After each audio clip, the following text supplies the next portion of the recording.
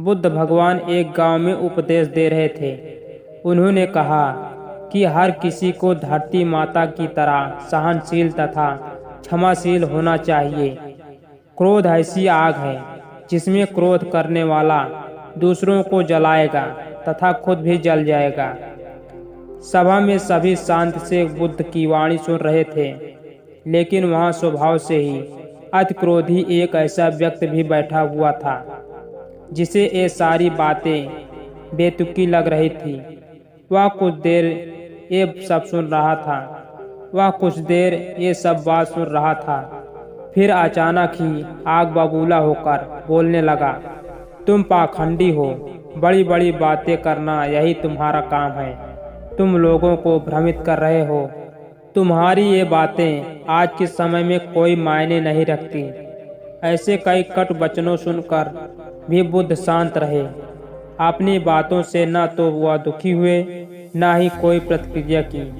यह देखकर वह व्यक्ति और भी क्रोधित हो गया और उसने बुद्ध के मुंह पर थूककर वहां से चला गया।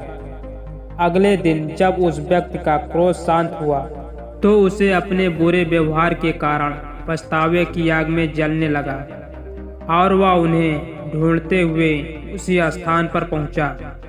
पर बुद्ध कहाँ मिलते।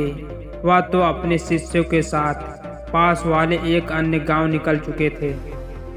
व्यक्ति ने बुद्ध के बारे में लोगों से पूछा और ढूंढते ढूंढते जहां बुद्ध प्रवचन दे रहे थे वहां पहुंच गया। उन्हें देखते ही वह उनके चरणों में गिर पड़ा और बोला, मुझे क्षमा कीजिए प्रभु। बुद्ध ने पूछा, कौन हो भाई? तुम्हें क्या हुआ है? क्यों क्षमा मांग रहे हो? उसने कहा, क्या आप भूल गए? मैं वही हूँ जिसने कल आपके साथ बहुत बुरा व्यवहार किया था। मैं शर्मिंदा हूँ। मैं मेरे दुष्ट आचरण की क्षमा याचना करने आया हूँ। भगवान बुद्ध ने प्रेम पूर्वक कहा, बीता हुआ कल तो मैं वहीं छोड़कर आ गया और तुम अभी भी वहीं अटके हुए हो। तुम्हें अपनी गलती का आभास हो गया है। तुमने पश्चाताप कर लिया है। तुम निर्मल हो चुके हो। अब तुम आज में प्रवेश करो। बुरी बातें तथा बुरी घटनाएं याद करते रहने से वर्तमान और भविष्य दोनों बिगड़ते जाते हैं। बीते हुए कल के कारण आज को मत बिगाड़ो। उस व्यक्ति का सारा बोझ उतर गया। उसने भगवान बुद्ध के चरणों में पकड़कर क्रोध त्याग कर तथा क्षमाशीलता का संकल्प लिया। बुद्ध ने उसके मस्तिष्क पर आशीष का हाथ रखा।